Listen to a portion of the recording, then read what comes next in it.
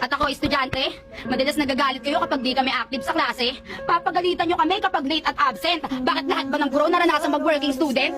Tupiling mo ngayon lamang ka. Bakit? Porkit may degree ka na? May trabaho ka?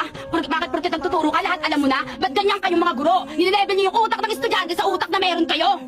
Karamihan sa inyo, may degree na hinahawakan kasi inasa sa magulang. Paano naman kaming pinipilit pagsabayin ng trabaho at pag-aaral para may marating lang? Yung kaming diktahan, na parang alam nyo na lahat. Sa paaralan, aklat ang binubuklat, yun ang aking iuulat. Ano man ang inyong nalaman din na para ikalat iuungkat sapagkat hindi nyo alam ang aming mga kwento at alamat kaya wala kayong karapatang bigyan kami ng pamagat. Kaya siya makitid utak, kaya siya mangmang, tanga at bobo, naturingan kayong guro pero nasad to ng respeto. Di ko binababa ang kredibilidad ng mga guro, yan ang aking ikaklaro. Saludo pa rin sa inyong trabaho at masipag na pagtuturo pero minsan, ibasibasan nyo naman pantitrip nyo. Nakikinig naman ako at steady lang sa dulo. Alam mong di ko alam sagot, bigla mo akong ituturo.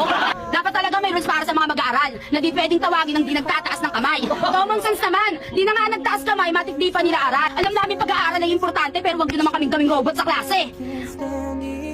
My heart